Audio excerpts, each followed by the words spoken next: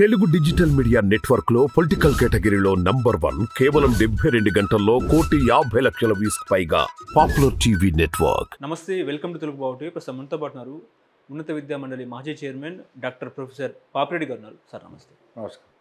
Sir, తెలంగాణలో చూసుకుంటే Delhi liquor స్కామ్లో కవితను ఇవాళ కోర్టు ఏమో ఏప్రిల్ 9 వరకు జ్యుడిషియల్ రిమాండ్ విధించింది.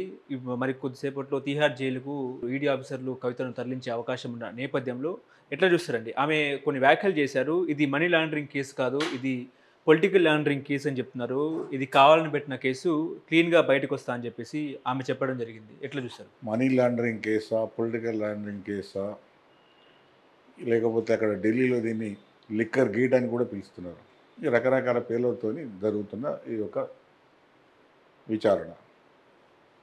ఇప్పుడు కవిత గారు ఏం మాట్లాడినా కూడా అది పొలిటికల్ లాండరింగ్ అంటే కవిత గారు పొలిటికల్గానే ఎంటర్ అయ్యారు. కవిత గారికి ఉన్న ఏంటిది, ఈ తెలంగాణ రాష్ట్రంలో అప్పుడున్న ప్రభుత్వం, ముఖ్యమంత్రి గారి కూతురు, ఒక ఎమ్మెల్సీ, అధికార యంత్రాంగం మీద, తెలంగాణ అధికార యంత్రాంగం మీద పెద్ద ఎత్తున పట్టు సంపాదించి, ఆ అధికార పట్టు, అధికారం ద్వారానే ఆమె ఈ స్కామ్కు పాల్పడడం జరిగింది. లేకపోతే ఒక కవిత అనే ఒక మామూలు మహిళ అయితే ఇంత దూరం పోదు. ఆమె పొలిటికల్ లాండరింగ్ అని ఎందుకు అన్నది కదా కరెక్టు. ఆమె పొలిటికల్ లాండరింగే చేసింది. పొలిటికల్ లాండరింగ్ ద్వారా మనీ లాండరింగ్ చేసింది. కాబట్టి ఇవాళ అక్కడ విచారణ ఎదుర్కొంటున్నది. విచారణలు కూడా ఆమెకు అనుకున్నట్టుగా ఎక్కడ కూడా ఏవి మినహాయింపులు కానీ రిలీఫ్ కానీ ఏమి రాలేదు. ఎందుకంటే మిగతా వాళ్ళకి ఎటువంటి ఏదైతే జరిగిందో ఆ ప్రాసెస్, ట్రీట్మెంటు, ఈమె కూడా అదే జరిగింది. ఒకటేంటంటే ఇక్కడ కూడా ఇంకా కూడా బుకాయించి మేము తప్పు చేయలేదంటే తప్పు. ఎందుకంటే దాదాపుగా కవితతోని పనిచేసిన ఆమె చార్టెడ్ అకౌంట్ నుంచి మొదలు పెడితే లిక్కర్ అంటే బిజినెస్లో ఉన్న southern liquor group, Magunta Srinivasa Reddy ఆయన కుమారుడు, తర్వాత మిగతా పిల్లై, వీళ్ళు ఎవరైతే అందరు ఉన్నారో వీళ్ళంతా గ్రూప్ అంతా కూడా ఫైనల్గా చెప్పింది ఏంటంటే, ఇది కవిత గారు చెప్తేనే మేము చేయడం జరిగింది, కవిత గారికి మేము డబ్బులు పట్టుకొచ్చి ఇచ్చినామని చెప్పడం జరిగింది. రకరకాలుగా ప్రూఫ్స్ కూడా చెప్పడం జరిగింది. దాంట్లో కొందరు కూడా అప్రూవర్గా మారడం జరిగింది. కాబట్టి ఇప్పుడు కవిత గారు ఇవాళ ఏం చెప్పినా కూడా పెద్దగా దాన్ని పట్టించుకునే వాళ్ళు కూడా లేరు.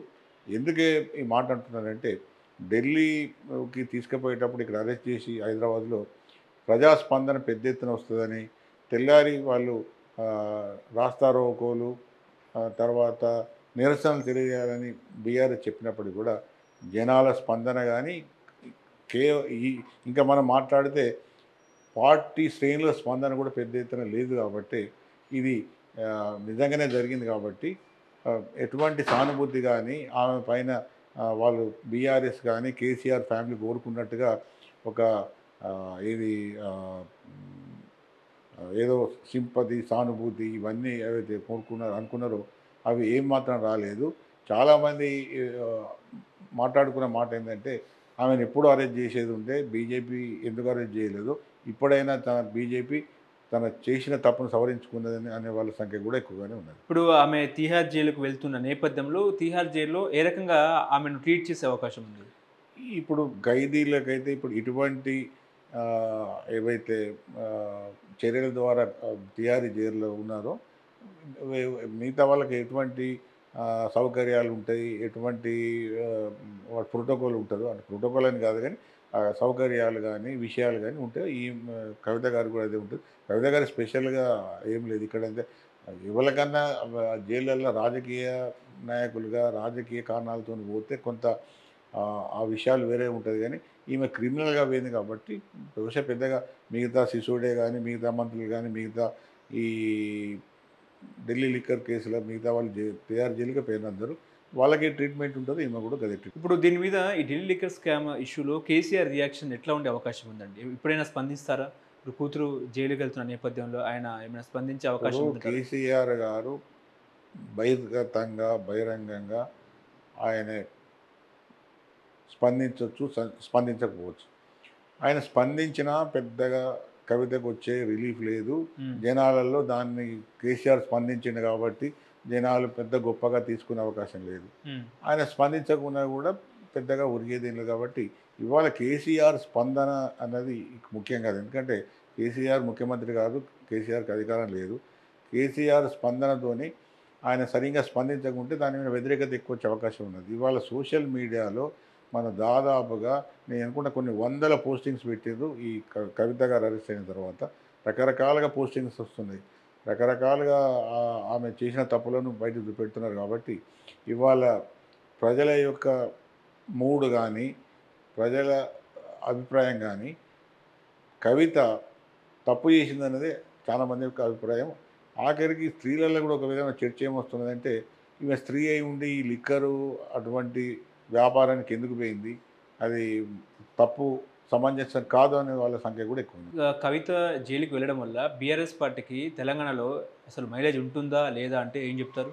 ఇప్పుడు కవిత అరెస్టు అప్పుడే ఈ ప్రశ్న వచ్చింది, అప్పుడే స్పందన రాలేదు. ఇప్పుడు కేసు నడుస్తున్నది. కేసులో ఆమెకు బెయిల్ హైకోర్టు ఇవ్వలేదు, సుప్రీంకోర్టు కూడా నిరాకరించి కింది కోర్టులకు పోయి ఎంక్వైరీ చేసుకోమని చెప్పింది. కాబట్టి ఇప్పుడు చట్టం తన పని తాను చేసుకోబోతుంది. కాబట్టి అరెస్ట్ అయిన తర్వాత వాళ్ళు అక్కడ ట్రయల్ కోర్టు 14 రోజులు రిమాండ్ విధించడం జరిగింది. కాబట్టి ఆ రిమాండ్కి పోవడం జరిగింది. కాబట్టి ఇక్కడ రాజకీయ మైలేజ్ కానీ, రాజకీయాలు కానీ స్కోప్ లేదు. ఎందుకంటే అది రాజకీయంగా మైలేజ్ రావడం పోవడం అన్నది ఇప్పుడున్న పరిస్థితులలో బీఆర్ఎస్కు అది పెద్దగా పనికొచ్చే అవకాశం లేదు. ఇంకా కొంత ముందుకు పోతే ఈ అరెస్ట్ అనేది బీఆర్ఎస్ కొంత మైనస్ అయ్యే అవకాశం ఉంది.